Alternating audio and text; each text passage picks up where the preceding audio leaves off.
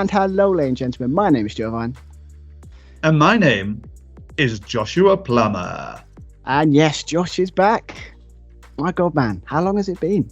It's been so long since we've done it. We've done it with you, or in this case, a preview or predictions, or just we're talking about wrestling in general. It's been a while.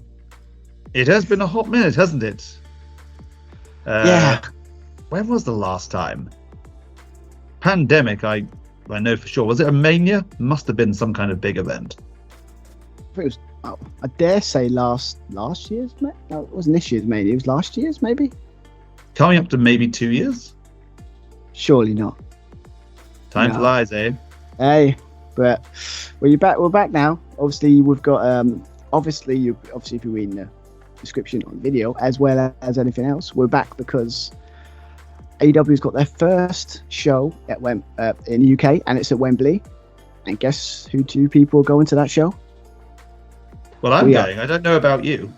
Oh, I see. Thanks for the money, by the way. I should have known you would have said something like that. Well, you know, those kind of stadiums, you know, I'm 6'3". I need the leg room. So it's a 4 or 5 hour show. I need to put my feet up. So he took the 2 seats. Oh, okay, so Josh should be watching it.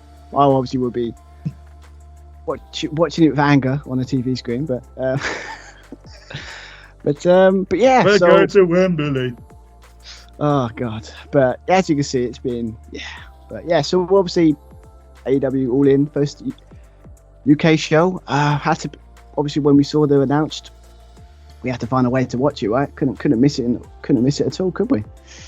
So we couldn't miss it. It's been rumoured a UK show for a while, particularly at Craven Cottage. For those who don't know, Tony Khan, his family's business owns Fulham Football Club. As far as I'm aware, they still do. Bit of talks and speculation there, but no, Wembley, biggest venue in the United Kingdom. Yep, 90. If I know my 90, was it 90,000? 90 and 92, I believe. Yeah, I might be mixing up with Twickenham. I'm more of a rugger bugger myself, so Twickenham's 82. I think Wembley's 1992. Yeah, something like that. So basically, the big stage. Yeah, a lot of people. Yeah, and if I remember, as don't know with specific numbers, because you always got to be a taker. Attendance records or ticket sales for wrestling events for a pinch of salt, because they don't fiddle them, but they kind of round them up a little bit. But was it 80? Was it 80,000 people for last I checked for this event? Yes, 80,000 odd, sold in about a month, and then the competitors or WWE. Not that we take any sides, because why would you? No, I mean I saw a video of MJF saying that. It's like, we're all winners, so yeah, that's weird. But yeah, so yeah, but Wembley sold out in a day, or not Wembley, WrestleMania sold out in a day, is it? Well, AEW is how many years old? 4 or 5? Yeah. And casual wrestling fans, or non-wrestling fans, how many people on the card could you name apart from maybe Chris Jericho? And you sold out Wembley. Well, he sold out of that. Well, not sold out, but packed Wembley for a company that is 4 years old? 4 or 5 years old? Yeah, I mean, it's amazing. To be fair, they said, how many tickets did they sell? And like you said, 24 hours, I think, when they announced it, without a match on the card, to be honest. Yeah. They didn't announce a match on the card until, 4 weeks ago? And that was Adam Cole MJF. Well, to be fair, that's a bit of a, we could say, a controversy a little bit, because it's like, well, they left it. I mean, obviously, if we've got a good feeling it's going to be an amazing show, 11 matches on the card, but the build-up, it's got to be discussed, to talk quickly, discuss about that. I guess the build-up has been, I mean, obviously, MJF, Adam Cole, great story there. Possibly you could say Jericho and Will Ospreay match was pretty good build, I guess, but the rest of the matches maybe not so much. The Jericho Don Callis Konosuke Takeshita build. I'm looking forward to you pronouncing his name, by the way. Oh, don't worry, I've prepared for that. I have prepared for that. Oh, yes, I remember. Yeah, well, I just offend everyone by not being able to pronounce their names. Yeah, I remember this. I'm all prepared. Don't worry. The Chris Jericho Don Callis storyline, more than anything, the Don Callis family, who was in the Blackpool Combat Club, then wasn't in the Blackpool Combat Club. Don Callis aligning himself with Ospreay, Forbidden Door, made sense. So that affiliation there, but the way they treated, I mean, we might as well start with this match first, I guess, since we're on the subject. Yeah, well, I mean, yeah, go for it. I mean, to be fair, I mean, I watched the contract signing just earlier today, to be honest, and I was excited for it in general, just purely for the fact it's Will Ospreay versus Chris Jericho. But when I saw that promo back and forth between those two, yeah, I'm hyped for this match. I have got to be honest, this might be one out of top 3 of the most matches, the biggest match you're looking forward to in this card. Yeah, that's testament to everyone involved in that segment, Jericho, Ospreay, and Callis as well, where they were building this thing up as if they'd been feuding for months, when this match was only announced and really only set up the week before. And it was teased in the build, or rumored, that Jericho Ospreay was happening. Jericho tweeted out something, yeah, not interested, not happening. Obviously, that's a work, unless he generally wasn't interested and wanted to wrestle someone else. Who would you have pitted Jericho at All In against? Maybe Konosuke Takeshita? Or who would you have picked if it wasn't for Ospreay? They were like, fingers crossed, perhaps like maybe Ospreay Omega 3. But you'd need probably like another hour on the card, and there's a curfew. Yeah, you could say that. I mean, to be fair, when we talk about this card, we're all kind of speculating all the matches we kind of wanted to, because obviously we thought we'd get like, obviously got Kenny Omega versus, basically we all wanted like maybe Punk, but obviously that stuff hasn't been resolved yet, so that might not happen for a while. Yeah, I think that was one of the big matches. Obviously, when we saw the announcement of Will Ospreay will be obviously back in England after that, or doing a show, it was like, okay, so they should get him on the card, right? It'd be a terrible idea if you've got him in the country and you're not putting him on your biggest show. Particularly when he is now not the IWGP US Heavyweight Champion, but the United Kingdom Champion. Yeah. Does he put the belt on the line? I don't think he has. No, but obviously they can't really do that on a AEW. It's not like, I mean, I know they do like Ring of Honor titles online. Also, we'll talk about that.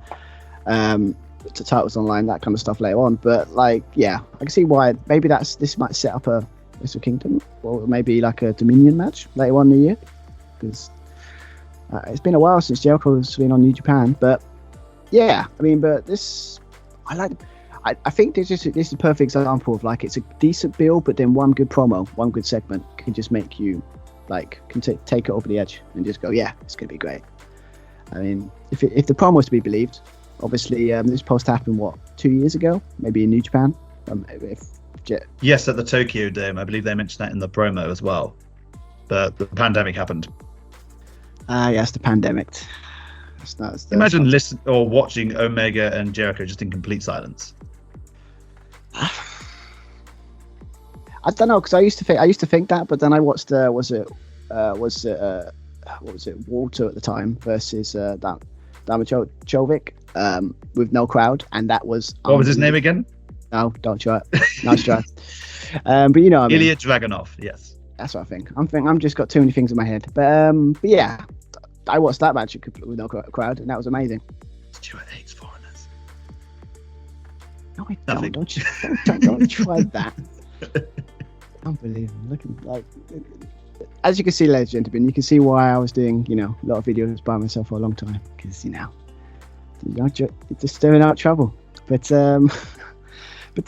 obviously, it would still be a great match, but yeah, it needed a crowd, so yeah, I'm up for that. But yeah, I mean, obviously the build's been all right. The question is now who do you think's going to get over? Who do you think's going to win?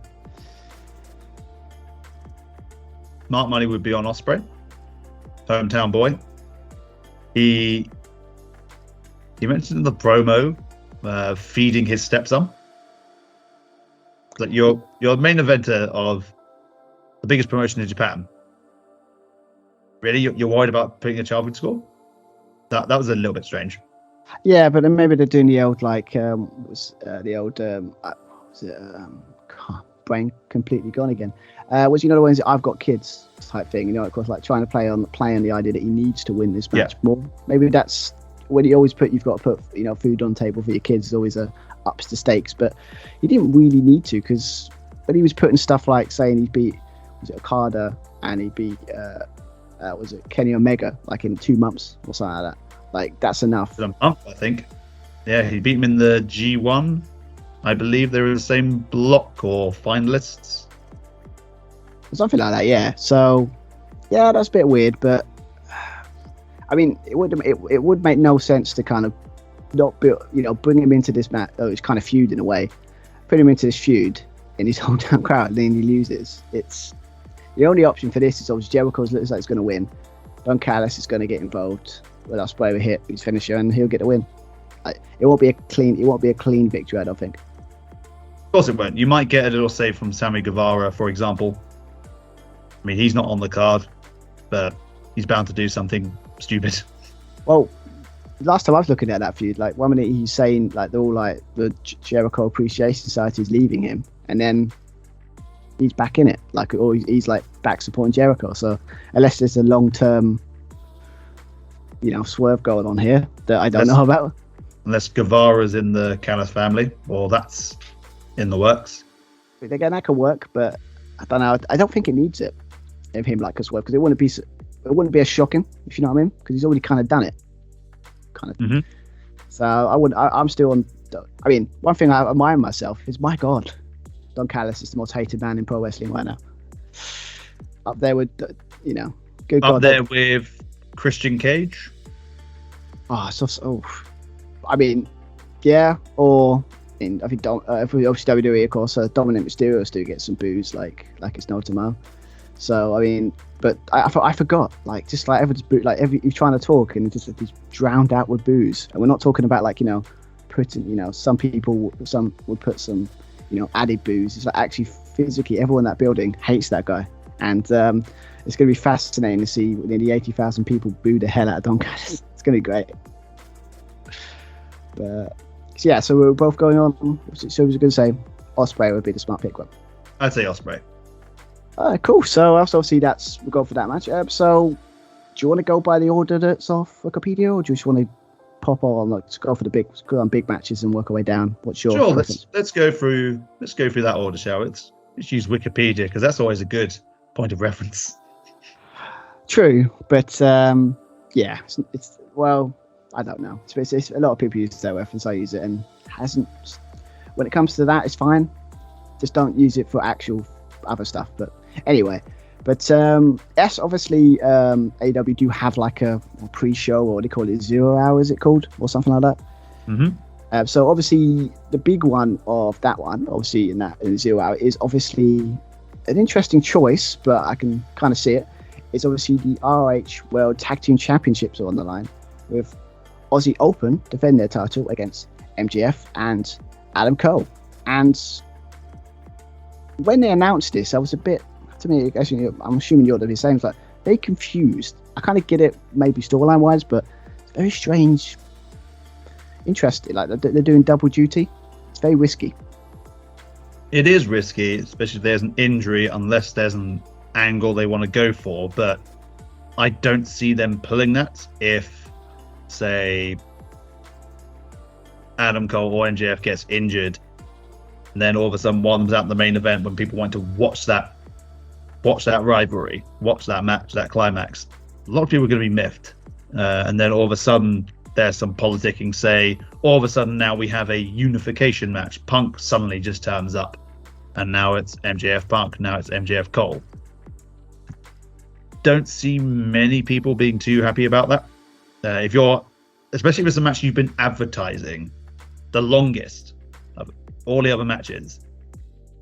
I'd certainly see them playing the injury and playing that. Absolutely. Whereas Cole gets injured, and then MJF, even though, the tag team champions will take an extra cheap shot at him at the after the match. Maybe. I don't know.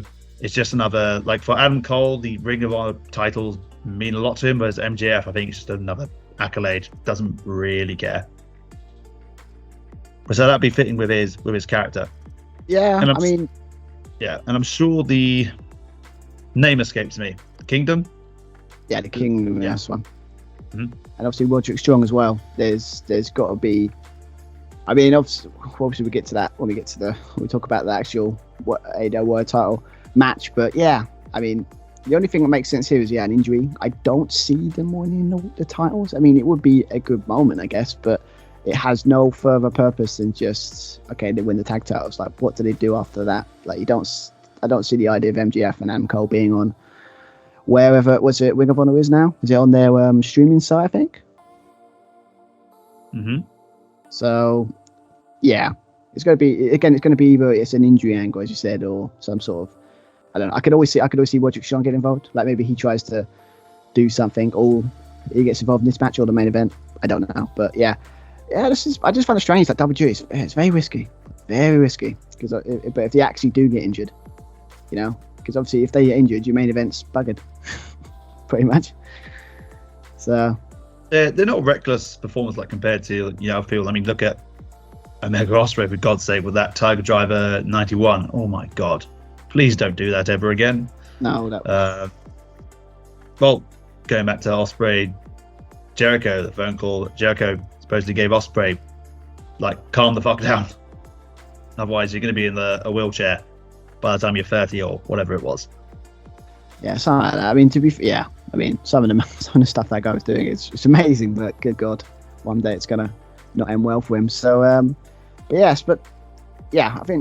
Aussie Open are probably they're gonna defend their titles, but it's gonna be either through an injury angle or something. But I just don't see. I think it's just more to maybe continue the distrust, or maybe kind of put a bit more of a dissension. Who's gonna turn on who? Surely with the main event, that's the story going in. Who's gonna turn on who?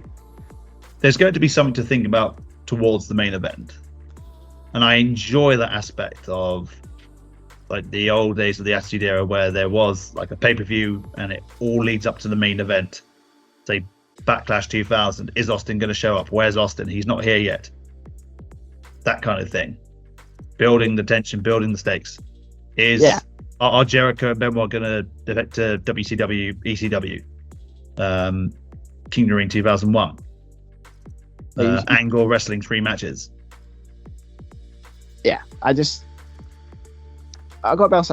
I get why they did it, and obviously it means it's obviously when I think they said this starts at 6 p.m. So now I believe it's 5 p.m. the 0 hour. Oh, because it's going to be the main event of the 0 hour thing. So that makes sense.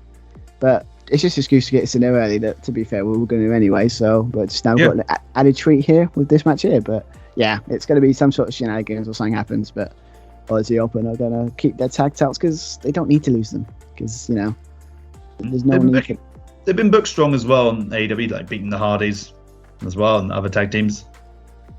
I mean, yeah. What I say, if you watch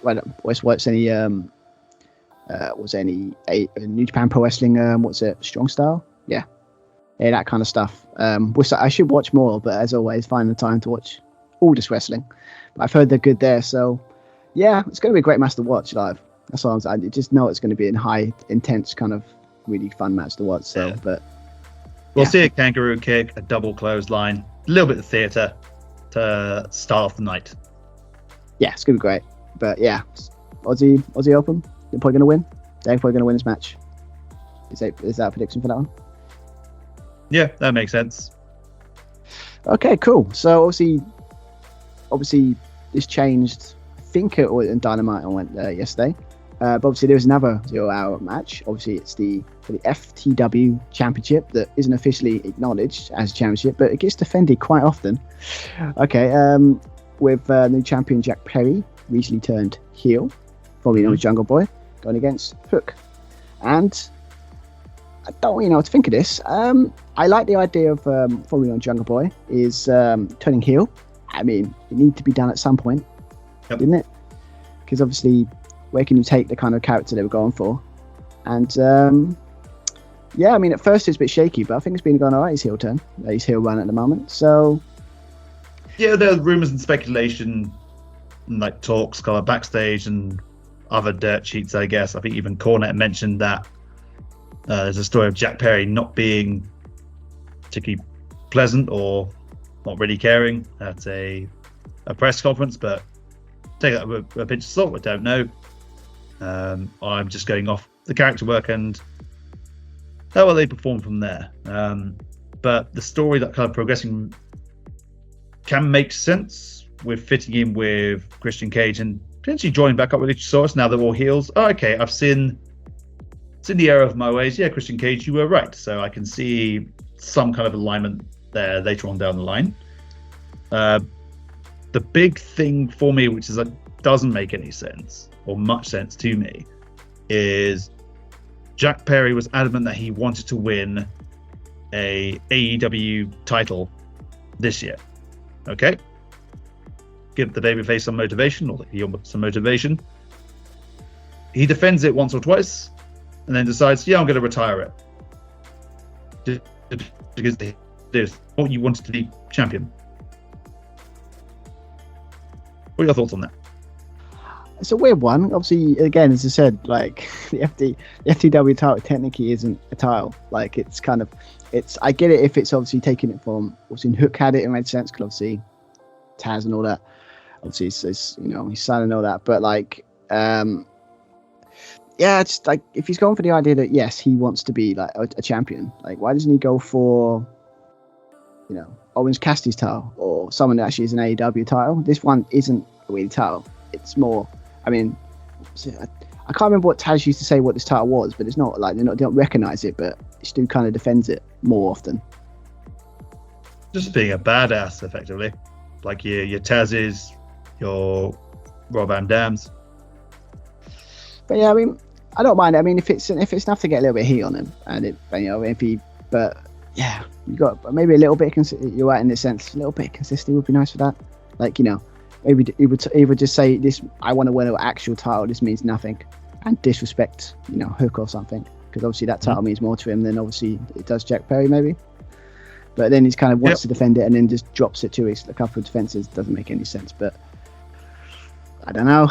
But good to see both of them on the card though, being AEW originals. Yeah, it's good. To be fair, I just want to see a bit more Hook, because obviously I've only seen a little bit of his work. Obviously his first match everyone kind of raved about a long time ago, and obviously I haven't seen much of him since then, because there's matches I would like. So it'll be fascinating to see what him live at Wembley. So, but the question is obviously who's going to win this, because I mean, would it make sense to Hook to win it back? Because obviously if Jungle Boy doesn't really care about the title, would it make more sense to drop it back to Hook? Yeah, I guess so. If you're going for that heel winning opening of Aussie Open, start off the crowd kind of bit of a mix, give them that kind of pop to begin the night. So Hook kicking the crap out of Jack Perry, and that alignment again with Christian Cage later on, I think will work out pretty well. They can go for the trios and go for tags. If Darby ends up winning the TNT Championship all out against Luchasaurus, and see them go down that route. Yeah, that sounds like a good idea. I mean, but so yeah, I guess this one we're just going to go. So yeah, we're going to see the Hook's going to take back his FTW title. I guess that's what we're going to go for. So yeah, so here we go. So that's the obviously 0 hour stuff done. So now we get to as always the main card, and obviously the first match on that is the kind of the rubber match between. It's kind of again it was another one of these ones where it's just kind of they just thought, oh, FTR need a match, and then let's do Young Bucks again type thing. But obviously this is the rubber match between those two. It's 1-1, and they're so FTR versus Young Bucks for the AEW World Tag Team Championships. Yet again, we get to see the third and final match, I assume, for this very, I would say, epic feud. To be honest, it's been one of the better ones. Yeah, the trilogy. It was the dream tag team match that everyone wanted in 2020, and we got that. Then we got it again.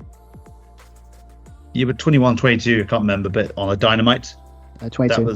That was just suddenly like announced this match is happening and it's kicking off the show. Our ace. A little bit of a ratings bump, but yeah, very excited to see this match as well. That just the clash in just the two styles. I mean, there's a lot of people on the Bucks camp. There's a lot of people on the FTR camp. I do favour one slightly more than the other currently, just based on the work that they're doing. But I guess it is. You probably guess. But yeah, both of them can put on like solid matches. Even matches they've been opposite side of the rings or on the same team, they've always been solid matches. They've got a good chemistry in the ring despite having those different styles. I think that's why it works. I think obviously I'm sure like one of our top matches in 2020, I think would have done it was I think it was either the top one. I'm sure it was. Like, I mentioned it one. It was on the top 3 of mine, I think, of the year. Mm-hmm. Remember that because just like I love the contrasting styles, high fly versus we would say old school. I won't say ground and pound, but kind of like old school that kind of wrestling. The fists, not flips. Yeah, that kind of the stuff. The antithesis to what the Young Bucks are about. Yeah, and yeah, I find it strange. The only thing I find strange though is the situation of it's got no stipulation, because obviously the first match was a normal match. Second one, I don't think had a stipulation. If I think of, it did not. No, I don't think it was. It for the title? I don't think it was. But was it for the title? No, obviously it wasn't. No, the first match was on the. Okay, the second one I don't know, but obviously I don't know. Usually because you can do 3 matches, but I guess maybe because it's been 2 years apart and it's good length, so maybe can do it. Yeah, and the stipulation, it's the biggest wrestling event in AEW. And Tony Khan says, of the world. It's like, okay, calm down. It's not, but okay, I can see. I appreciate it. Yeah, basically it's the biggest wrestling event in the UK since Wembley '92. There we go, that's fair enough. Oh, it's catchy though, is it? Not as catchy. Although, brownie points if anyone does the homage and someone gets the ring gear of Bret Hart or British Bulldog. Well, to be fair, if anyone's going to... If I'm going to go and just buy... If I'm going to guess, wouldn't buy me Punk does it. Seems like a Punk type of thing to do that. Or Jericho, because obviously you mentioned it. Or again, Ospreay. Again, because they put it in the promo, it makes sense. But... That does. Ospreay and Jericho, makes sense, but we're going back to that. This is about Bucks and FTR. We're rolling back. But indeed it is, yes. So, again, it's kind of set up quite simply with this one. Just basically, FTR says, got unfinished business. The Young Bucks come out. There you go. There's a match. There we go. Set it up. And the only crutch to this one is obviously the thing with Cash Wheeler get arrested a couple of days before the event. But luckily he's been released, so he will be allowed to attend the event. But there was a bit worried there because I thought if they took his passport, the match is gone. He's not going to have it. Oh, he's an American, I guess. Of course he had a gun. Of course he. Well, that's a given. Oh God. On the plane you go. What's this? You're applying for citizenship in the US? No, sorry, Phoenix, you can't go. This guy assaulted someone with a firearm. Yeah, but he's American, of course. Oh God, but I'll be honest, I was a bit worried there when I saw it though. I was like, oh no, don't. Of course, our luck could have had probably the greatest tag team matches we've ever seen, and then this happens. But it's not panic averted. But I mean, it's 2 to 3 days to 3 days until something bad happen. To think positive thoughts. But yeah. But I mean, I can't wait for this match where it's going to be. It's guaranteed great. You just know they would have to do something so bad to make this not an amazing match. Yeah. But obviously we've got to put what side. Who do you think's going to?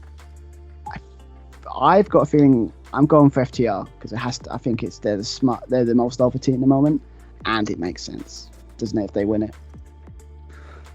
I'm going for Team FTR as well. Again, that's my preference. I prefer FTR style. They're smashing it on Collision. That old school NWA style tag team match. Love it. Love the chemistry. The 2 out of 3 falls, Bullet Club Gold. Lovely stuff. Bucks. Do they need the tag titles? Not really. I mean, you could sit there. Have they really done anything since they've come back from the whole, feuding with the BCC. No, but I mean, they haven't done much when you think about it. They've kind of. It seems like they're just trying to tiptoe around the issue of obviously not facing the person that we kind of all want to happen. But yeah, this is a compromise. We'll work with you. We won't work with this guy.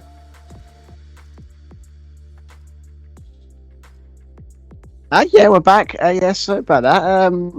I had some connection issues. Ironically, was joking about it before recording, but apparently the internet wasn't happy with our FTR predictions. So you know what I'm going to say, don't you? It's been a while. Don't. Ready? Here we go. Don't do it. Damn it, Stu. God damn it. My God, that's been a while. I've missed saying that. Yeah, I'm surprised. I hope it is the last time you get to say it to me. But I don't think it will be, will it? Yeah. No. Something will happen. And it'll be your fault, regardless if it is or isn't, which is the whole point. Oh, God. Anyway, so we should be okay now. So, obviously, I think we're talking about, obviously, we're kind of, I don't know if we're leaning into the idea of talking about the CM Punk drama thing and obviously the Young Bucks, but I think it was more this, I think if I remember, it was just a situation of we think FTR are going to win. And I think it makes sense, and I'm assuming you agree as well. I do agree. Team FTR, let's go, boys. Yep, let's hashtag that. Yep, definitely. But I'm assuming you just want to, anything more to say to it, or just want to go into the next match? Let's go into the next match, shall we? We've got quite a bit to get through. Yeah, try and get through before my internet goes again. So, thanks, Ghost. Anyway, so obviously next match obviously is the AEW Women's World Championship Fatal 4-Way on the line, with the word championship on the line, Fatal 4-Way. You got Shikada, you've got Toni Storm, you've got Saraya, and you've got Britt Baker, all going at it for the world title. What was the champion's name again? No, you're just going to trip me up, and it's not going to work. Hikaru Shida. This is why I need you here. You need to help me. This is why I need you. Josh is basically... That's the only reason I'm here, just for pronunciation, because he can't be bothered. Oh, that's I'm cool. dyslexic. You're xenophobic is what you are. Anyway. We're lucky we're friends, eh? Yes, well. Oh, no, that's uncool. What would you call MJF and call friends? Oh, I see. So the question is with our friends, who's going to turn on who? That's the question. Anyway, so this is the four-way match, but fatal four-way. Interesting one. This one, it's probably felt like a tournament, if I remember correctly, to set up base. I think Toni Storm got a bye into this match, and then I think the other two spots were put through a tournament, if I remember correctly. The other three, I wasn't quite sure why Toni Storm had the bye, because you would have thought, champion's advantage. But Toni Storm supposedly used her or exercised her championship match clause to receive a bye in the qualifiers. So as a result, she was automatically into the final for All In. I mean, I like the guarantee of Toni Storm being there. I'm pretty happy about that, but wasn't quite sure why that happened. But good, that was cleared up. Thank you, Wikipedia. Unless that was a load of lies they just made up. Wikipedia lie? No. Oh. But I mean, I think what I like about this match is the idea is you've got Toni Storm's kind of character, it's kind of like what's it, 19s, like kind of 19s, 40s, kind of like I wouldn't say diva or someone. It just kind of feels like she was around like during the 1930s, 1940s type thing. I think I'm just liking her work at the moment. It's really good, like character work at least. Obviously, she's amazing in the ring. We all know that. Obviously, what would you say story's got into this match? Would you say probably is Saraya going to turn on Toni Storm, maybe, or is that going to be a thing? I don't see that happening. I think they might have the little bit of like hesitation to trace on Saraya, say Hikaru's down or Baker's down. It's fatal 4-way. There's no disqualifications. Ruby Soho comes out. Who are you going to help? Saraya, because she's the hometown hero, or Tony Storm, who was the previous champion. So there could be a little bit there. It's quite difficult to predict a winner for this one. Yes, gotta be honest. Hikaru Shida. I'm thinking. Yay! Got the name. Yeah, it gave me time to think while you were putting your thoughts on the issue, on the match. But yeah, but in this one, obviously she won it in as. Would you say she might be a transitional champion? Or do you think you might maybe they finally given her a run with the title because, she never really had a shot in front of a crowd, maybe? Or do you think she might be a transitional champion for maybe Saraya to win it, Tony Storm? I mean, Saraya would be a good pick because obviously hometown advantage. Yes, I think that's probably what I mean. I don't really like the term or the idea of transitional champion unless it really suits the story and there's someone who's really not deserving of being champion. Because you like the idea of someone has worked towards the world title and then they are the face of the company of that division for a while. But if it's to avoid like a turn on the Outcasts, yeah, I can see Saraya doing it. But then again, Saraya hasn't actually competed in that many matches. Let me see, look. I don't know. I mean, like singles matches. I think she may have had maybe a total of 3. I cannot think off the top of my head. I think obviously Britt Baker. Was it Willow Nightingale or Sky Blue? It's bound to be one of them. Yeah, I cannot think. So how she's going to hold that women's division unless they go down the whole Roman Reigns route and hardly defend it. But I don't see what good that does for the women's division. Well, I mean, again, it seems like Allin, since AEW's beginning, basically, it's always been a discussion about the way they book the women isn't as good as it could be, and it should be. I mean, you've got 4 of the best female wrestlers you got in your company in a fair 4-way. It's probably going to be a very decent match, very good match, right? But when it comes to storylines, not so much. I can't think of one. Probably have 1, maybe 2 big storylines that you could really remember. But yeah, I think the booking of the women's division still is a bit off. Don't know if I'm for sure. But yeah, that's something they do need to rectify. They made steps in the right direction by making Jamie Hayter champion and giving the people what they wanted. Rather than just throwing the kind of big names, these ex-WWE guys, ex-TNA guys, whoever it may be, to build this brand. Whereas Jamie Hayter has come from something organically, like Britt Baker as well. Hence the storyline of Britt Baker and Jamie Hayter, Hikaru Shida against the Outcasts. Which makes sense. There's quite a bit they could have still built on. And I can't really think of any more feuds that have been significant. Again, I must tune in to see what happens to this feud. Like Chris Statlander coming back and winning the TBS title against Jade Cargill should be a big deal. I think she's defended it once or twice. Very much similar to how Rhea Ripley has been treated as champion after winning it at Mania. Not many defenses, maybe 4. Hardly any ring time or wrestling time. A lot more time in NXT for some reason. No, I know because Judgment Day with and Judgment Day, rather than elevating the title and wrestling. Whereas you watch on Collision, that's what FTR are doing. They're defending the title nearly every week, but against deserving tag teams. Yeah, I mean, and Orange Cassidy, for example, doing fantastic work, I think, as international champion as well. We'll get onto him later on as well. I mean, how many? I can't remember how many title defenses. There's been so many. I think it's been 30-31. That's impressive. But as you said, we'll get into that. But okay, so what you got for this match? Who's your pick? It's tricky. They'll probably go for because Hikaru Shida won the title.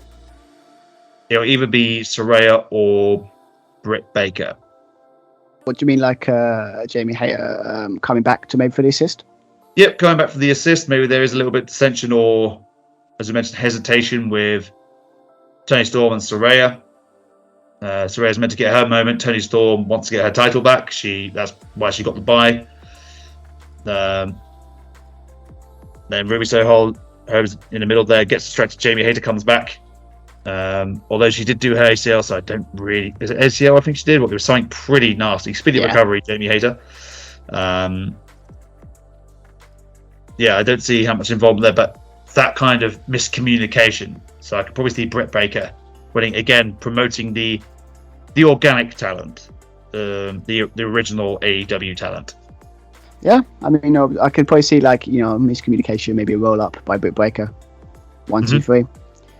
Get there, or it could be Takeshita doing the same thing. It could work. I think it's kind of, when I think about it now, it's a good thing that we don't actually. It's kind of unpredictable in a way, because normally you can kind of lean towards a certain way, but this match, I really don't know. So that's going to be what's going to make this match really exciting to watch, I think. Yeah, you don't actually know who's going to win.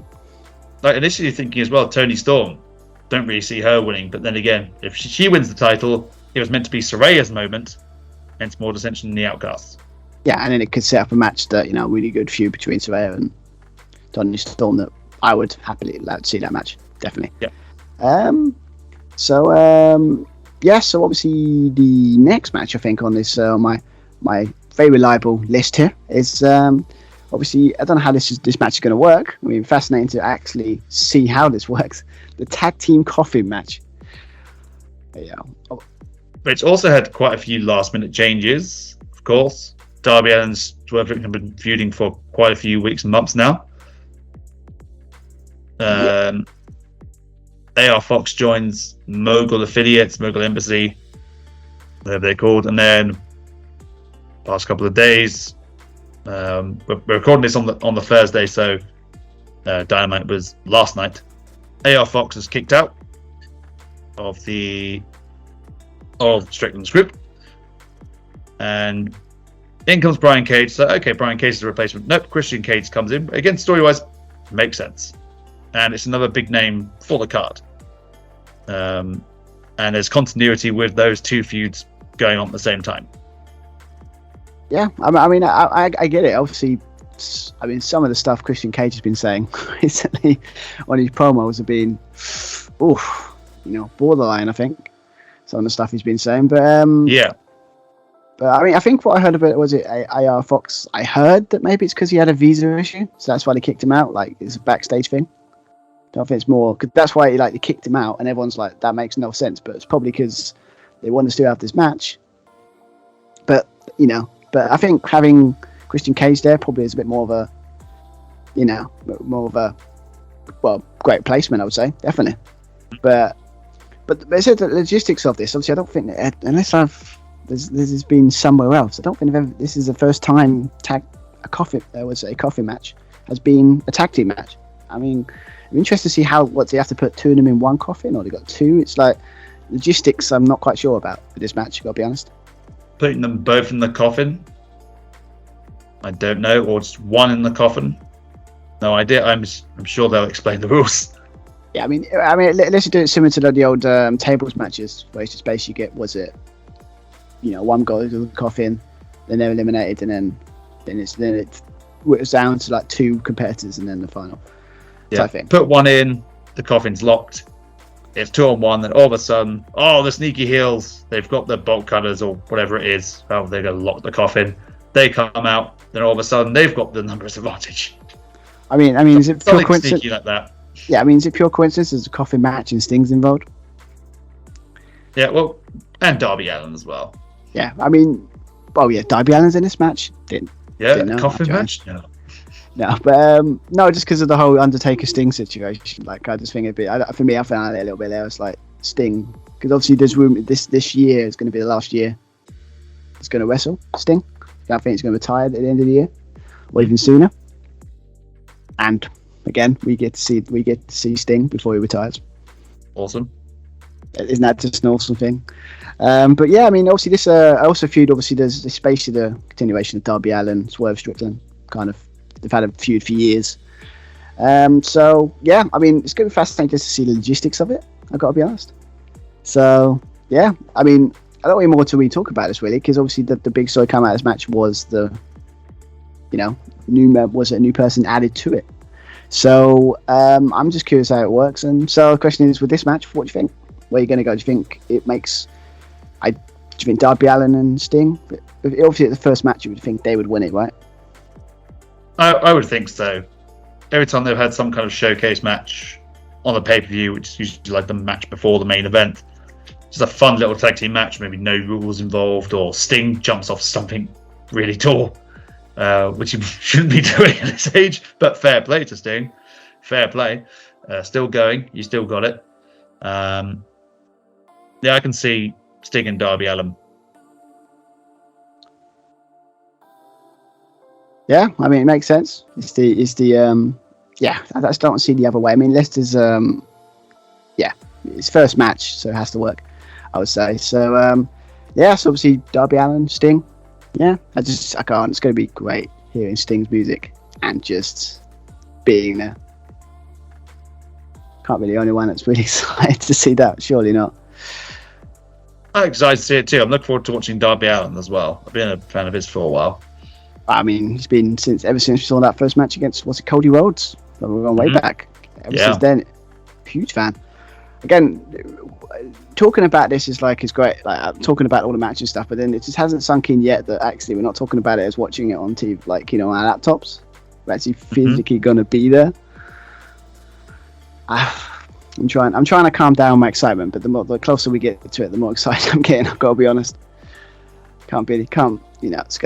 It's gonna be an amazing show. I just have this feeling it's gonna be. So, yeah.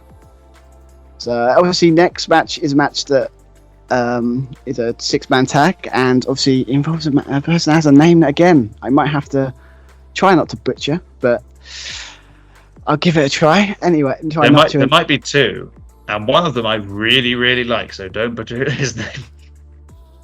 Kota Ibushi.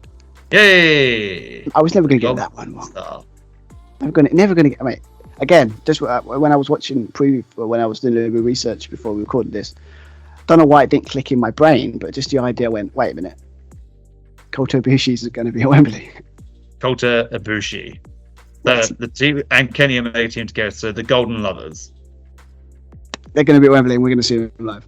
I think that's just going to be a thing I'm going to keep saying for this preview. I think, but just that's all I need to know about this match, to be fair. To say that they're going to be together. And obviously, Hangman Adam Page. So obviously, do like his work as well. And obviously, we've got, I'm going to beat around the bush here, won't I? Was it Bullet Club Gold, Juice Robinson and Jay White. Again, get to see Jay White live. So, and now that's going. And I'm prepared for this. So, let's give it a go. I say prepared. No? No? Okay, maybe I haven't prepared. I'm not going to dare butcher his name because I have too much respect for the guy. So, if you would like to have the honours. I'll have the honours because you don't want to say his name. You have too much respect. You can't say his name. Out of all Japanese names, fair play. It's difficult to say. Konosuke Takeshita. Yeah, that's the one. Yeah, I mean, I know how it sounds, but again, I'm terrible at pronouncing names, but I just don't want to keep butchering people's names, so I'll leave it to the person that is better at pronouncing names than I am. But yes, obviously that's a 6-man tag. I don't know really the story going into this one really, because I don't think there really is one, unless it's just another feud between the Bullet Club and that kind of stuff. I think was it a continuation of the like the Elite versus the Bullet Club Gold type stuff, right? Or was it because I'm sure was it just a new feud? I'm not quite sure, to be fair. Yeah, there was always going to be history with the Elite and Bullet Club. Obviously, they're kind of sub factions of the main faction. One would argue that one of them, apart from the Elite, was the most popular version of Bullet Club, and Bullet Club Gold, were the guys holding it together when the Elite left. Yeah, I mean, I got to be honest with this, like Jay White's in the US now, because obviously he does amazing. I mean, he was really good in New Japan. Like, yeah. I mean, And obviously, Juice Swanson was definitely good in New Japan as well. It's just, I like the idea they've kept them together, and it's kind of just like, you know, let them be a tag team for a while, and then obviously they can build up Jay White as like a main event style later on, and then we can have all the dream matches we can all think of later on. Yes, I really like Jay White as a single star as well. Really good heel, really good promo as well. Yeah, he's got the and obviously I don't think I've seen a really bad match for him in New Japan. I think he was pretty consistent in that sense. I think the last time I watched the match was what was it? A match, basically one of the matches when he went against Okada. I think it was that match was, well, they're always good. I don't know what I mean. Mm-hmm. If you can have an amazing match with Okada, you know you must be really good. I think with Okada, it's difficult to have. I think it's difficult to have a bad match for Okada, unless the booking's awful. I mean, I think probably the last bad match I saw of Okada was Evil. I think that was more of a booking thing. That was New Japan Cup, I think it was. But to be fair with Evil, the problem they have with that is they said the structure of the match, they kind of just the same thing over and over. He's always cheating. He's always doing something behind the referee's back, and so I can see why that could be not work, but because you can only do that trick so many times before it gets boring. But anyway, sidetracking a bit there. But anyway, so this obviously match, 6-man tag.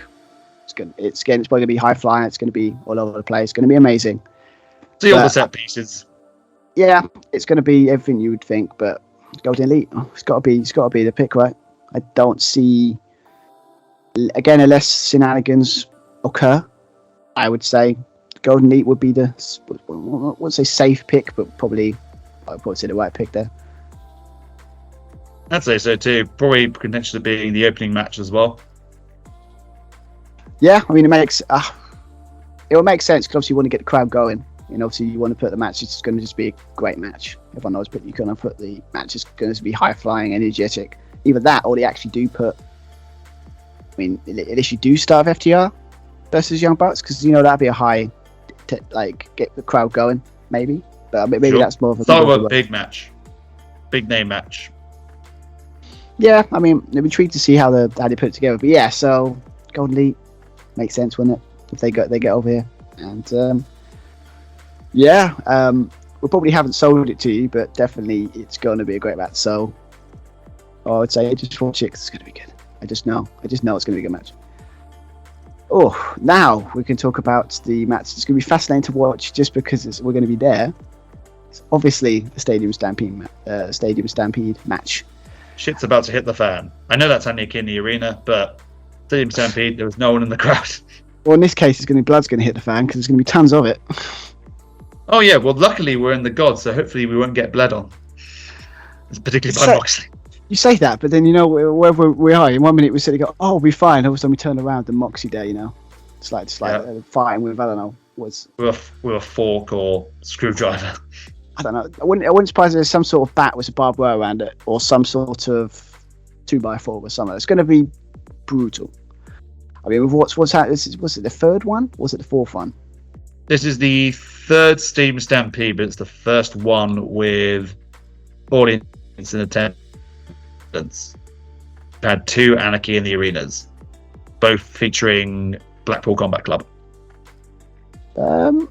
Yeah, I mean, okay, so technically 3, maybe 5 if you count the Anakin, kind of the same match in a way.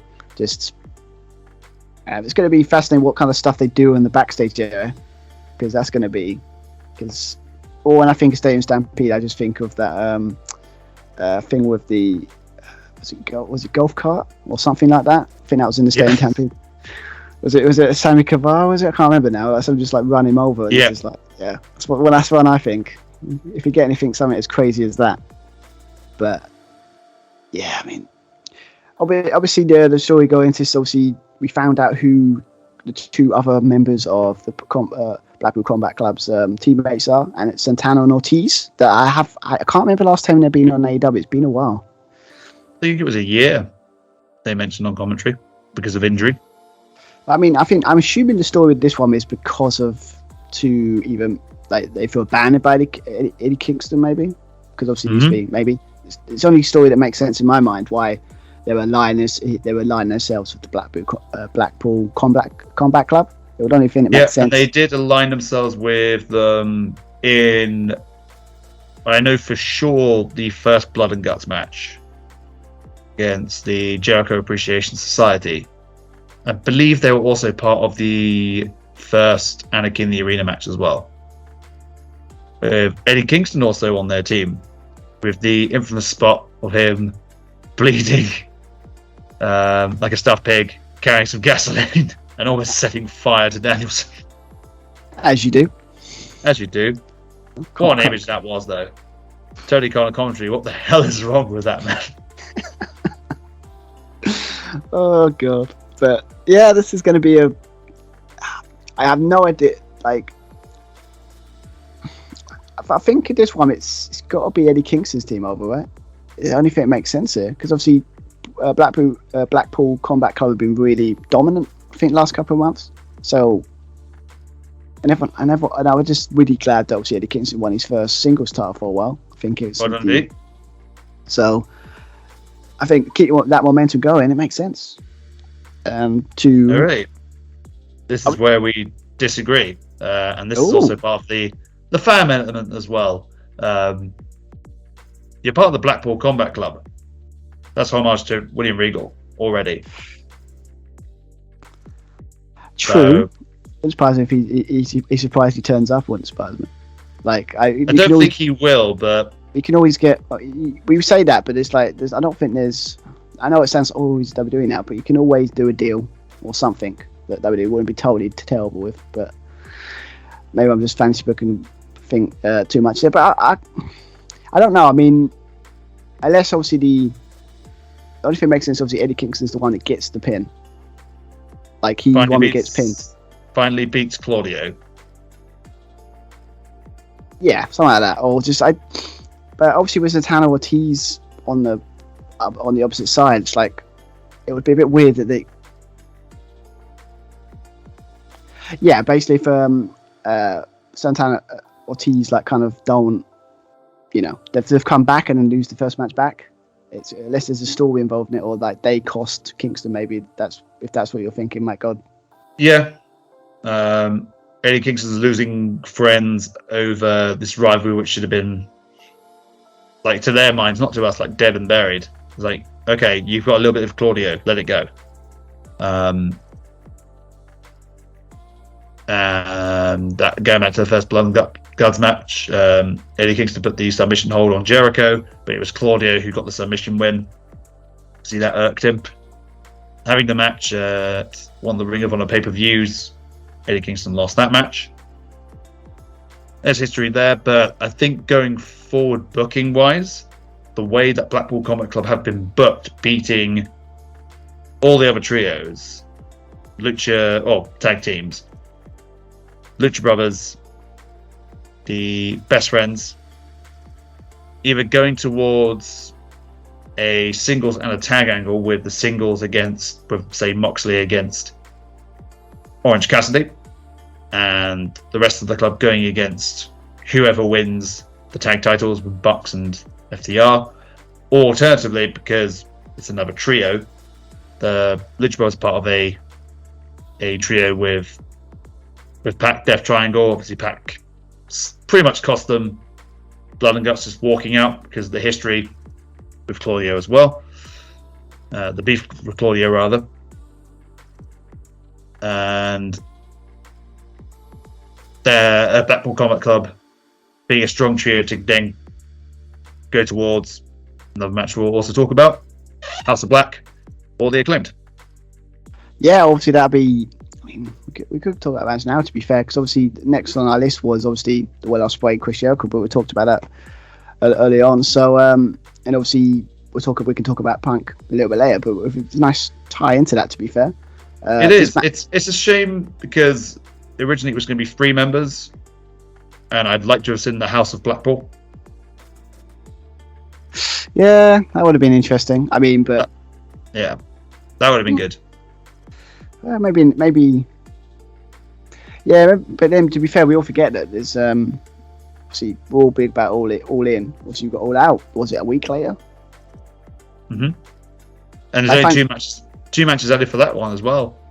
Powerhouse Hobbs and Miro, Darby and Luchasaurus. And there's otherwise there's no build. You've got an entire week to build a pay-per-view again. Go on AEW, you can't leave it this late.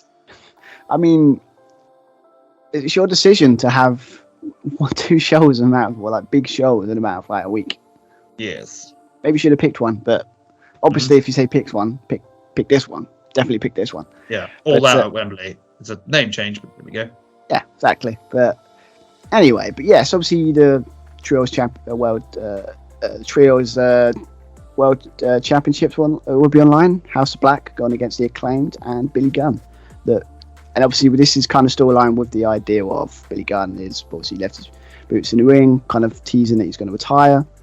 And or I think is he going to retire or has retired? Well, I think that was his signal of I'm retiring. But the way the feud's been going, House of Black attacking the Acclaimed, stealing and destroying the boots. So that enraged Billy Gunn. Acclaimed going into tag team action, and a really sad moment where they do the usual rap and the diss. Anthony Bowens does the intro. The Acclaimed arrive. He turns around, scissor me, and he's not there. Oh, we can't do that bit anymore. Oh, this is going to be a sad moment. Billy Gunn's not going to be there anymore. But I mean, I think this match is kind of again the setup of the idea that obviously Billy Gunn could be his last match, could be one of these last matches. Mm-hmm. It makes sense, maybe because of I think House Black have had those trio titles for a while. I think now. Yep. And I think Acclaimed. I think we can all agree. I think they're still over, pretty over. Yep. AEW crowd. So anyone makes sense that Acclaimed and Billy Gunn win the trios titles. I think that's what makes sense. You don't tease the kind of that this could be his last match, and then he loses. It's an old school guy. I can see him going out on his back. I mean, he did that on Collision. Otherwise, I don't really see does he then retire it all out. So it has the big show and then the send off at the next pay per view. They have the rematch. If I had the match at Wembley, going, you win the title there, but that's your last match. You'd rather put the guys over and you lost at Wembley, but that's your last match at Wembley. That's a way to go out. Yeah, maybe. I mean, it's the old. I think it's an old school kind of way of looking at it. Obviously, when you retire, it's not a rule set in stone. If you know what I mean. But it's usually like if you're gonna last match, you usually put over the person you're facing, basically. Yeah. But then obviously, Edge kind of had his last match, technically his last match, and he won that match against Sheamus. So it's not an exact rule. But but I don't know. But that's what I would do. I would say they claim to get a win. You could always do they win it and then lose it again, in the next pay-per-view. I mean, it doesn't have to be a long title reign, but just I think it would be cool to see Billy Gunn and they're going to have that nice moment in front of nearly 90,000 people. Yeah, absolutely. I'm still backing House of Black. So when we're watching this match, you're going to be on the opposite side, though. Yep, and we offer the same Stampede as well. Yeah, that's going to be interesting. I think I might have to write these down and put them on, see if if only we had a prediction league. Oh well. Well, we did, but it's not. Is that a teaser? Say no more. Oh, okay. So heard it there, heard it here first. Anyway, so maybe obviously we're gonna do it. Maybe not. Just have to wait and see. But so I thought what else you got? We obviously got let's talk about obviously the kind of match that kind of is a match that we kind of already kind of seen at the Owen Hart Cup. Obviously it's let's talk about the CM Punk versus Samoa Joe match for the real World Championship. Mm-hmm. I had to put the quotation marks because it's a strange. Again, I get what they're trying to do with it, but that's very strange. Like the idea. Yeah. The title he never lost. Kind of repeating the angle from post Money in the Bank 2011. Didn't lose the title. Led to a title versus title feud at SummerSlam. Good build for that one as well. Bit of iffy booking at the end. Well, yeah, it's basically it was going okay until Kevin Nash, but basically then the feud just went off the rails. But anyway, that's not what we're here to talk about. But this obviously is, I mean, it's a weird. It is obviously Samoa Joe, CM Punk. I think I watched their amazing matches in Ring of Honor earlier, like 1 or 2 years ago. Fun, trying to get some more, watch some more Ring of Honor. Amazing matches. I didn't watch their match on Collision in the was it final or semi-final? I think it was semi-final. Yeah, I didn't watch that much. But it feels weird that obviously it feels like is it like put together a little bit? They've just okay, Punk needs a match. Okay, Joe's simple storyline put together. Or is that just a bit too simplistic? Yeah, they're just the big names with a history. They're going for that. Otherwise, who are you going to put Punk against? It was either going to have to be MJF or Kenny Omega, surely. I mean, the Kenny Omega match would have happened if there wasn't still beef backstage. I mean, it could still happen.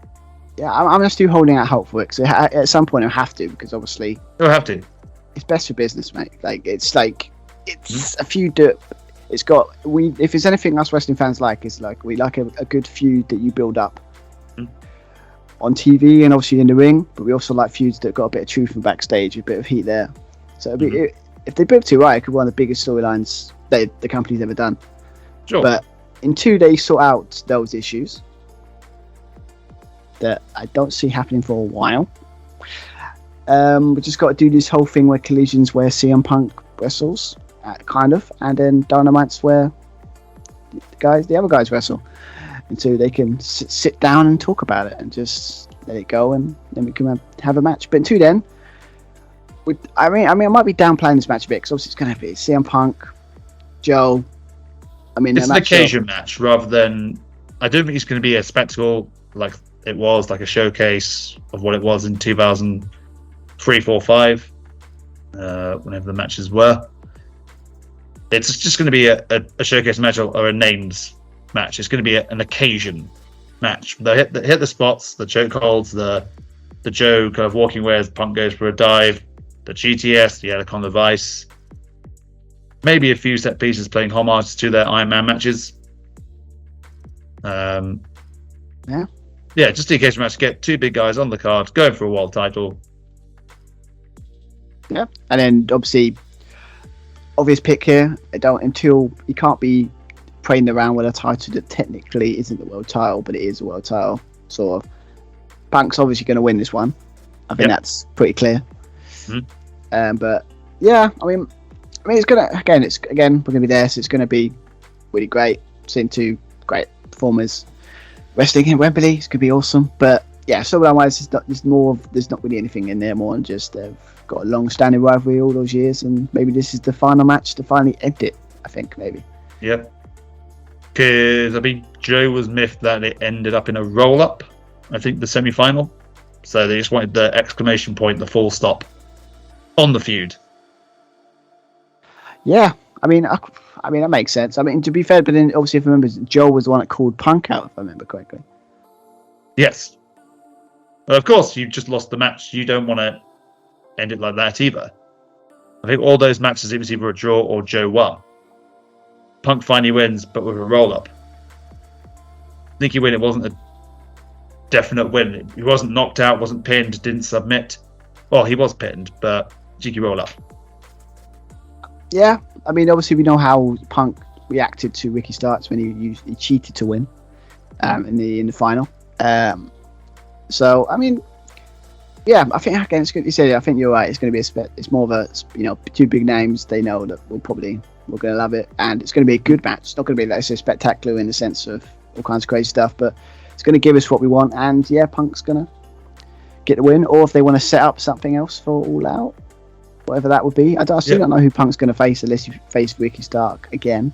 But I think that'd be for the third time. They've already done that. So They might set it up quickly for All Out. In Chicago, I think it is. Yeah, because I think they do it every year. And I think that's why he kept it, because he wants to keep a tradition going. It's fair enough. I mean, to be fair, if they want to keep a tradition, if you want to keep coming to Wembley every year, that's cool too. But Punk's gonna win this. It's only thing that makes sense. Yeah, Punk wins. But it'd be interesting to see if they do any maybe an angle afterwards that sets up something else. Maybe that'd be nice. So yeah, I think we've got through most, except for obviously the main event. The main event of the evening, or the actual real AEW World Championship. Yes, not the. Oh, yeah, it's confusing. Damn it, Punk! To confuse it. The big Burberry belt. It does look. To be fair though, when he's put that kind of different pattern or something on the belt, it does look really nice. It's really done. It makes it. There's a subtle design as well. It's not like the scarf where it's quite bold in its design. It's like faded into the belt. So yeah, it looks mature and stylish. Yeah, it's good. It's a good design. But yeah, so obviously, yeah, this feud, obviously, MJF defending his AEW World Championship against Adam Cole, baby. Hey. And yeah, I mean, this is this is one of these. It could be the rivalry of the summer, or like the friendship of the summer. The bromance of the summer. That's the one. Yes, that's the one. I was funny enough watching it because I've watched. They've been really been setting this up like quite well on YouTube, but it just like put all the clips together so you can catch up quite easily. So that's very useful. A feature-length kind of movie of it the other day, or today actually. It's like an hour, 20 minutes long. Yeah, especially you got the promo. Was it the setup promo? Obviously the match, time at draw. You've got the whole become a tag team, and all of a sudden they find that they actually kind of like was it Tony Schiavone? Like they have a joint hatred for him, so maybe that's why they slowly became friends, and all that kind of stuff. But yeah, it's just what I like about this is just they just got this great chemistry on camera. Like, I just love I'm totally buying their kind of friendship. It's great. Like just the whole thing when he, the segment when they're like, you go play video games, and all of a sudden he's like, I've never played video games with anyone. And yeah, then, you need friends for that. And then MJF is great, and he sold that. He's like, oh my god, I feel sorry for him. He's like, no, damn you, MJF, I shouldn't be feeling sorry for you. But yeah, I mean, but I said before, it's like this basically this whole story is going to be who's going to turn on who. Who's going to turn on who? Are the Kingdom going to get involved? Is there going to be an injury angle? Will they still be friends? Will they be tag team champions? Was there something in the contract that Adam didn't read? Yep, even the crowd at the time said, read it! You read the contract! The devil is in the detail. I mean, you so many. Read the bloody contracts, Stu. I know it's probably a situation. It's probably something as simple as if he loses, he can't have a world championship opportunity by MJF as champion, maybe, or something even more like ever. Like he can't have a world title shot ever. Yeah, I thought that it would be something along the lines of, because on the first promo when they announced the match for Wembley, MJF didn't actually specifically say it would be for the world title. He just said you deserve the biggest match. And then I think it was a couple of weeks into where he was saying, oh yeah, it is for the title. But where it's in the contract, it's a non-title match. I mean, it's a dick move, and it's such a thing. But it's such an MJF thing to do. Otherwise, what's in the contract? They can't just skim over that kind of detail.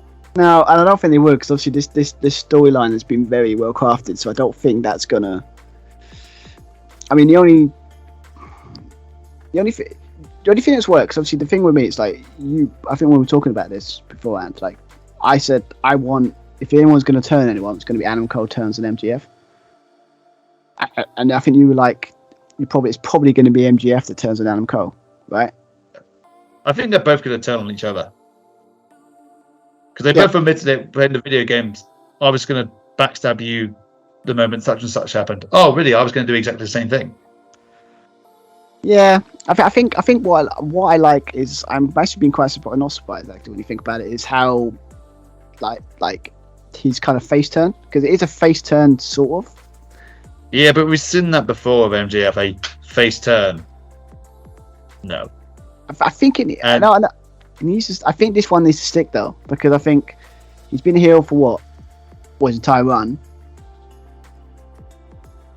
Maybe mix it up a bit. Like, it's literally said he's finally found a friend, finally someone he trusted out of all the people he doesn't trust, and then he stabs him in the back and turns on him. I think it's a simple storyline, but I think that's what I would go personally. Interesting. I don't know what the stipulation is going to be with that contract. Something's got to give there. Either way, whatever happens, MJF is walking out as the world champion.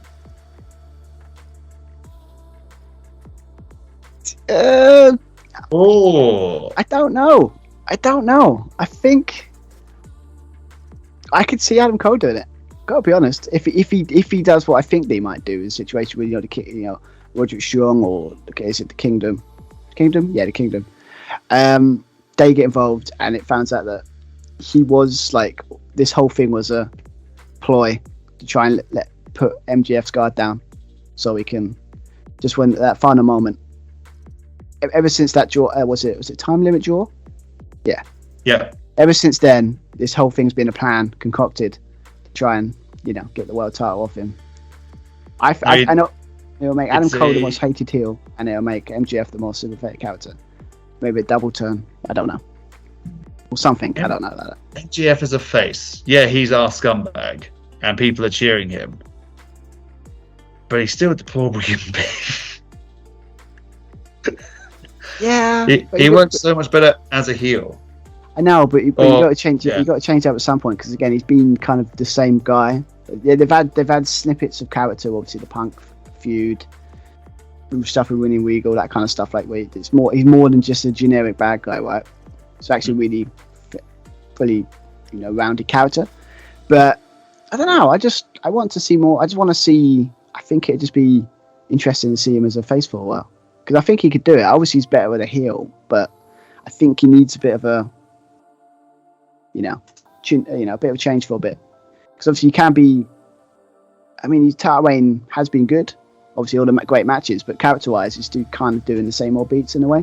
So I like this until he done the Adam Cole thing, and then that changed it up a bit. And I don't know. I just want to see it for a bit. Maybe I'm by myself on this one, but I'm going Adam Cole with this one, just because it might be if they're going to do us like a big kind of big ending to a show, like as you say in the beginning of the preview kind of prediction stuff. Attitude Era, it builds up to the main event. What was that known for? Turns, people getting involved, some big things you have to watch, like Collision or Dynamite the next or like go on that's what's Raw the next night to find out what happened. Like, I feel this show, it would need it. I think there's some turn in there somewhere. Said it could be the contract, could be Adam Cole turning on MJF, could be MJF just thinking, screw it, I'm just gonna turn. I don't need you. I don't know, but I'm going Adam Cole. I'm assuming yours MJF. Adam Cole might win, but some kind of stipulation. Something about the contract. There's something about it.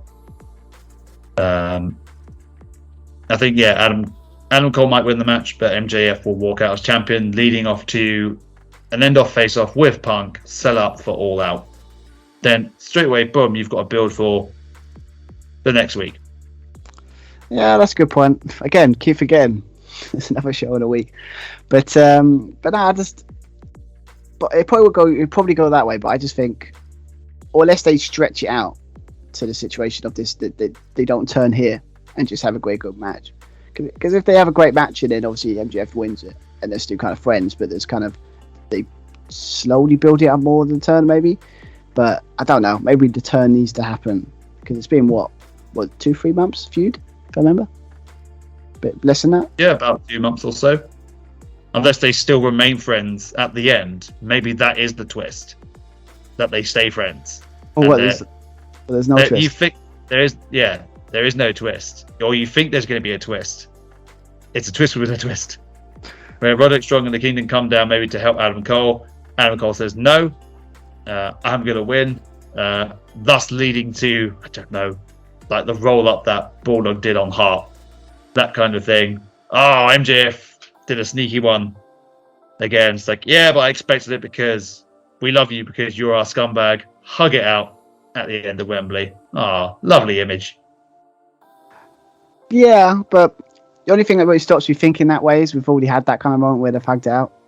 You know, he could have turned on him after they didn't win the tag titles, and then he decided not to, and they hugged it out. So we've already had that moment away, but it's got.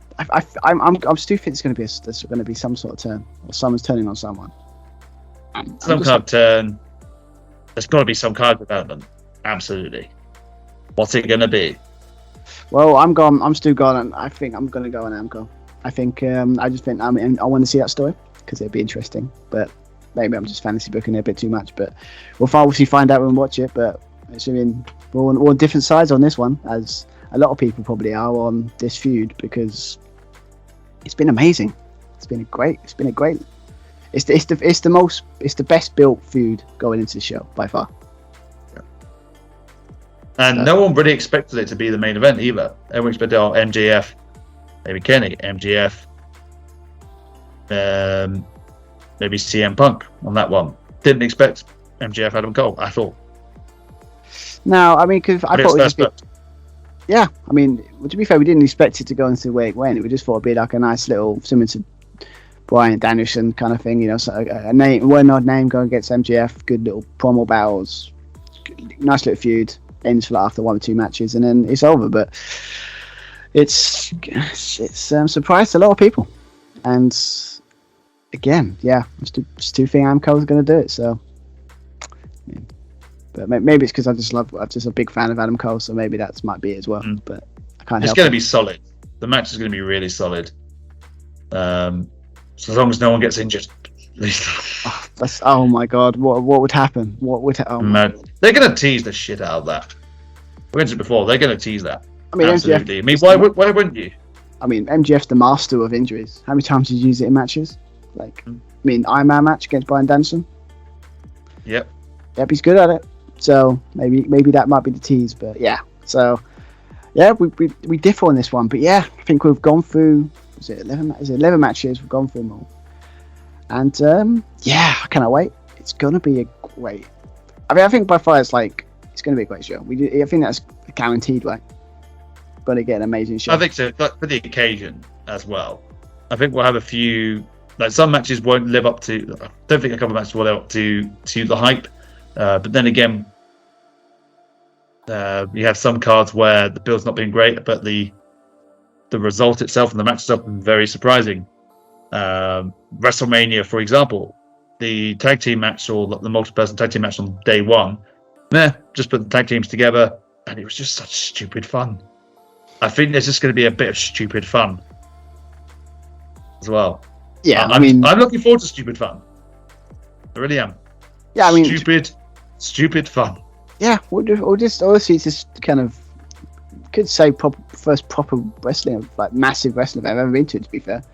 Because obviously, most of the WWE stuff, there's no hope in unless not for a very long time that I can ever go to see WrestleMania in America, unless it finally comes here. But yeah. Well, if speculation is to be believed, supposedly WWE are working on Wembley and set to announce something after or around All Out. Who knows? I mean, come on, they got to sit there and look that basically AEW have done it. A company that's being linked together. Surely they can't. Surely they'd be like, they can do it by far. But yeah, just it's gonna be just gonna be fun to just watch, and it's just gonna be fun to see how. I just don't think it's gonna be. It's got to be something there. So yeah, guessing anything more you want to say about the show? What your thoughts going in, or just want to end it here? And obviously, yeah, kind of try and set ourselves up and get excited for this amazing show. It's going to be fun. So indeed, only 3 more sleeps till All In.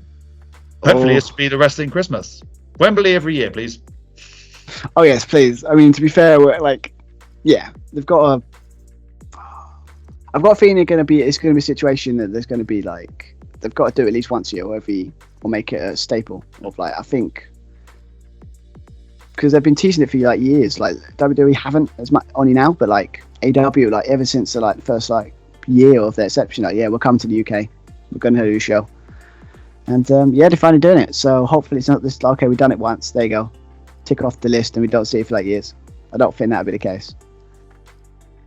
I think I guess final thoughts. I'm thinking about the last time we went to a wrestling show together, and that was I think 2017 or 2018 for. Oh no, 2018 we went to SmackDown house show, but before that we also did Raw house show, and what was interesting about that was Moxley and Claudio were on opposing teams on that occasion with Moxley or Ambrose at the time teaming with Seth Rollins of the Shield, as well as, because due to illness, their replacement Hunter Hearst Helmsley. They're the Shield. Again, that was stupid fun. It made no sense whatsoever. But the match, brilliant. Really good. Yeah, I mean... And you look at the card of the SmackDown show, on paper, was so much better. The main event was Danielson, AJ, Samoa Joe. You had Becky and Charlotte. You had Usos, New Day, and Revival. Straight away, take my money. And then you look at the Raw show with one match that wasn't announced. Well, Finn Balor was going to be on, but we didn't realize that Samoa Joe was back, so that was a hell of an opening. So that was a way to kick things off. Really fun, silly show. Yeah, I mean, wasn't that SmackDown one when he had or the one when he had like the Progress titles was put randomly just defended on it? Yes. That's correct. That was Trent Seven.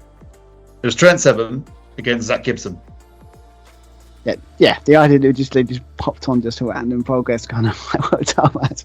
Yeah, okay, why not? I mean, it was a house show. You can pretty much get away with more, unless you do something really bad. You can get away with a lot of stuff. You can try many things on house shows. But yeah, for all the wrestling we talk about and all the wrestling we watch on obviously network and obviously AEW, watch AEW and all that. We haven't gone to a lot of shows, like barely any. I mean, the last wrestling show I went to, by myself, went to K2. Was it Scotty 2 Hotty wrestle at K2?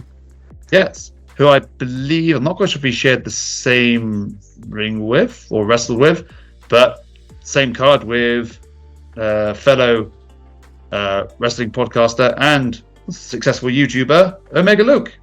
Hello, Luke. Yeah, man. It's like he's really killing it, isn't he? Like he's a tag team champion now. Last time I checked. Yes, he is. Great work. Loving the stuff, Luke. Keep that up. Yeah, I mean, loving it. Hopefully, yeah. I need to actually at some point actually watch some of these matches because their matches are free on their YouTube. Was it Reach Wrestling? Yep, Reach Academy. Definitely got to check out. Actually watch his matches because I actually haven't seen Wrestle in the Ring yet, so that might be on the list to check out. But so this will be obviously it's the biggest show we've watched together. Like so, unless we go to another country where it's got like 100,000 or something, or like Oh yeah, let's go to Korea. Yeah, like we. I just saw that recently, a video about that. Isn't it like it like the fans were forced by gunpoint. Yeah. Yeah, two nights in a row we sold out North Korea Stadium, whatever it's called. Oh yeah, forced attendance, otherwise we'll kill you. Yeah, but the way they were talking about it, I think in the video was it's like, but Stu amazing. Like, no, mate, like they were forced to be there. Forced attendance. You had to hold up the coloured cards and be part of the ceremony. If you mess it up, dead. Yeah, that doesn't count. Like people. No, that does not count. But except for that, obviously, hopefully there's none of that shenanigans of this one, like being forced, but I doubt it. But anyway, so yeah. You must go and watch AEW at All In at Wembley, or else. Oh, okay, fine. I was planning to go anyway. Yeah, cool. Yeah, I mean, you can. That's fine. I mean, all I'll say to that is maybe. If you really want to punish us, give us the free tickets. Just really want to make us. Just... I know. No, I don't want to go, but if you're gonna give me free tickets, I have to go. Oh God, but yeah, so it's gonna be great. We're gonna try and get to London quite early to make a day of it, because obviously, making it, absorb the atmosphere and stuff like that. So it's gonna be a great day, and I cannot wait for it. So, but yes, obviously, let us know in the comments below. Yes, we still have a Twitter. I mean, it's called X now. I mean, it was the X, formerly known as Twitter, as it comes up on my emails, just in case, yeah, Elon Musk. Why did he change the name? Why did he do it? But X standing for the real social media platform. Of course, that's what the X stands for. Didn't think the real social media platform. But what's the fake one? No. Oh, that's good. CM Musk.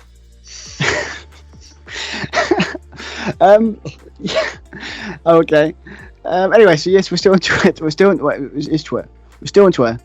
Was it? If I remember, Josh and Stu Pod. If I remember correctly, it's been a while since I've actually been used our Twitter, because and obviously we still are. Was it Josh and Stu Podcast at gmail.com if you want to email us for any any questions or anything. Or just want to get in contact with us, I guess. And obviously the Josh and Stu Wrestling Podcast on Instagram as well. I do try and post that a bit more. At the moment, it's just been a lot of videos of me talking about certain bits. So obviously now there's going to be a video of me and Josh now. So that's going to be good. That's going to be fun. But yeah, so go and check out that. All the links will be in the description below. But yeah, that's all in there. So you can just look up there. So yeah, don't think there's anything more to really say than anyone. Obviously, hope you guys enjoy All In, because I know me and Josh will. And just finish off with, I've been Shervan. I've been Joshua Plummer. And Jess, see you next time, everyone. See you, everyone. Bye. Cheerio.